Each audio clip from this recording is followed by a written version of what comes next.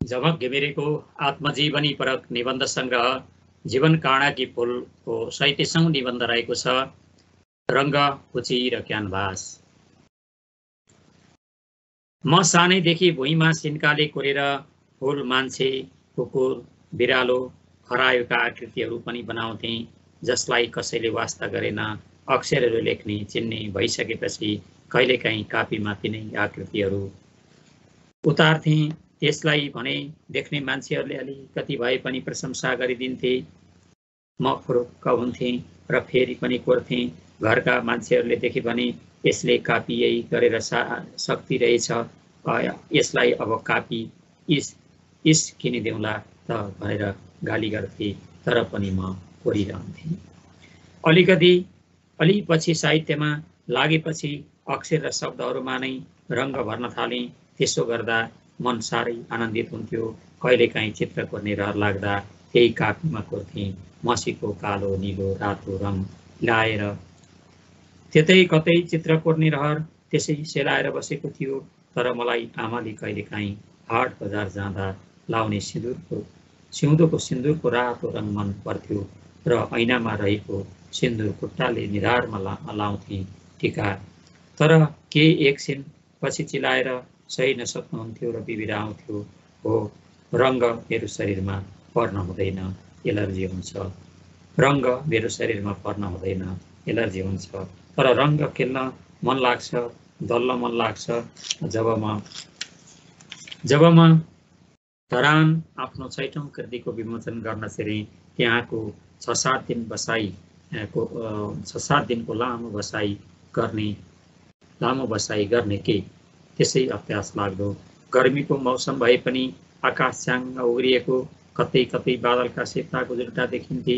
त्यो विशाल निलो आकाशमा म त्यही निलो आकाशलाई हेर्दै मदन सरको कौशीमा बसिरहेकी थिएँ।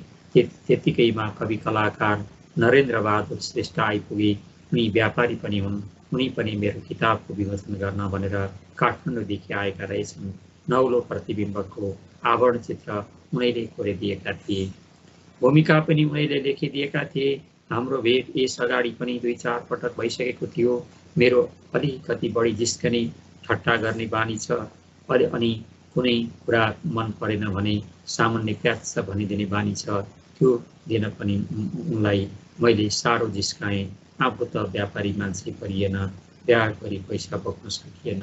ब्यागभरि पैसा बोक्न नपाए पनि कुनै गुनासो छैन। यसोभन्दा अरू भए मसँग पक्कै रिसाउँथे। तर नरेन्द्र दाई रिसाएनन्।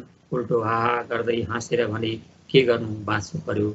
मैले थपेँ, बाँच्ने बहानामा दुनियाँ ठग्ने काम नगर्नुहोस् है।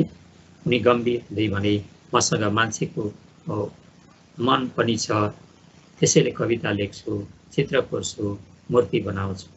ओहो, मैले त उनलाई निकै दुखाएछु हो। मनमा सधैँ नजिकै रहेको कागजको कालीपनामा जिस्किँदै कुनै स्त्रीको अनुहार कोरेँ। उनी चुपचाप मेरो क्रियाकलाप निहालिरहेका थिए।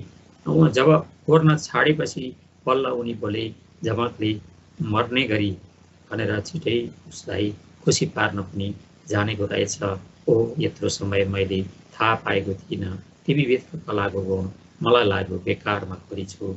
जान्नु न तान्नु उही हावामा कोरेकी थिएँ। उनले प्रशंसा गरिदिए, विनाशित थिए। यस्तै कुरा सोच्दै त्यही अघिको आकाश हेर्दै टोलाइरहेँ। अहिले त अघिका बादलका सेता गुजुल्टाहरू छरिएर सुन्दर चित्र जस्तो बनेछ आकाश। आहा, कति सुन्दर दृश्य। मेरो मन आनन्दित र प्रफुल्लित हुँदै त्यतैतिर भुलिरह्यो।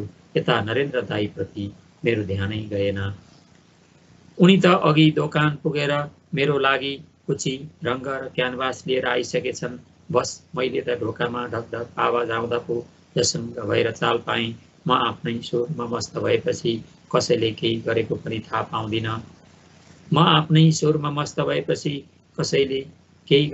थाहा पाउँदिन। कहिलेकाहीँ त आफूले खाना खाइसकेको कुरा पनि बिर्सिन्छु र फेरि भन्न खोज्दा म झट्ट सम्झन्छु र अनि भन्दिनँ या माग्दिनँ। कहिलेकाहीँ त आमा बहिनीहरूले केही कुरा अराएका हुन्छन्, म सुन्दिनँ, सुने पनि एकछिन पछि भुसुक्कै बिर्सिन्छु र गर्दिनँ। अनि उनीहरूले हप्काउँदा म आफूलाई गाली गर्छु, अरे तेरो दिमाग। त्यो दिन पनि त्यस्तै भयो। नरेन्द्र दाई कतिखेर उठेर हिँडे, कतिखेर दोकान पुगेर फर्किए, केही थाहा पाइन।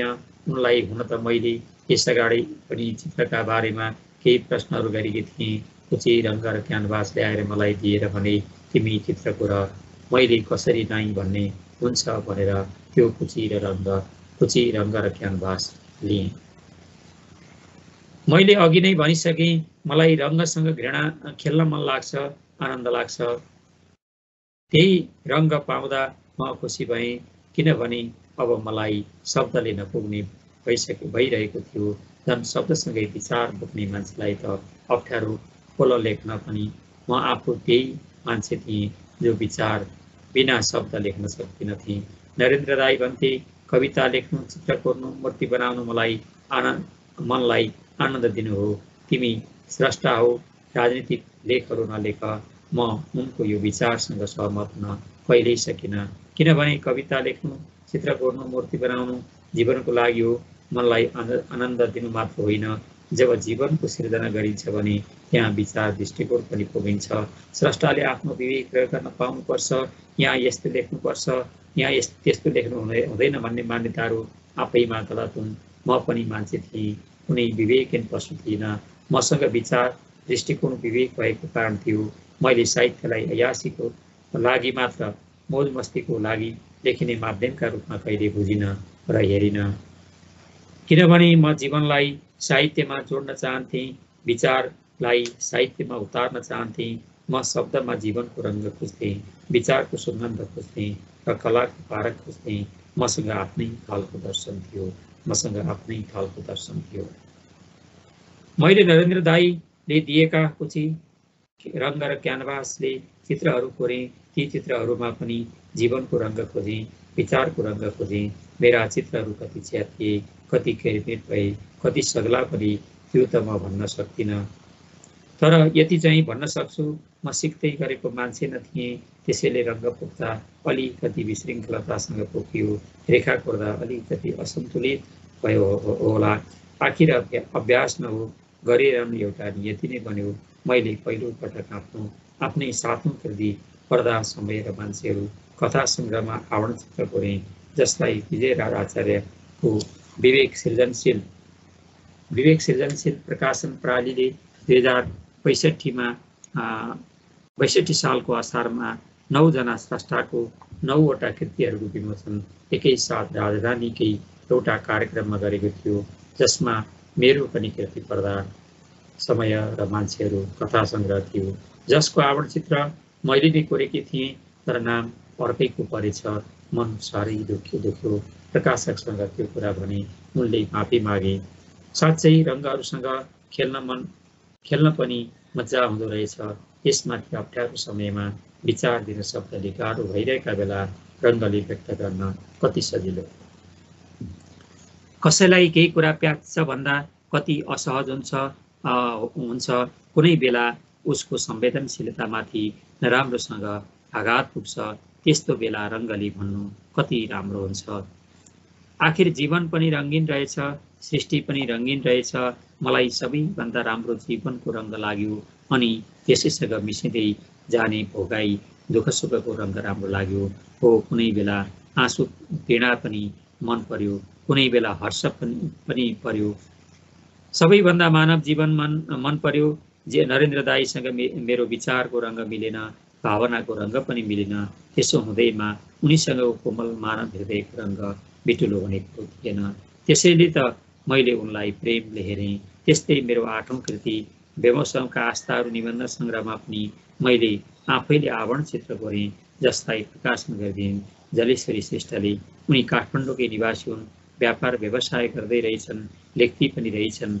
अनि उनले मसँग एउटा पाण्डुलिपि मागेपछि मैले उनलाई ठम्ब्याइदिएँ बेमौसमका आस्थाहरू निबन्ध सङ्ग्रहको पाण्डुलिपि। उनले त्यसलाई 2063 सालमा निकालिदिइन्। मेरा आफ्नै 2टा कृतिहरूमा त मैले आवरण चित्र कोरिसकेकी थिएँ।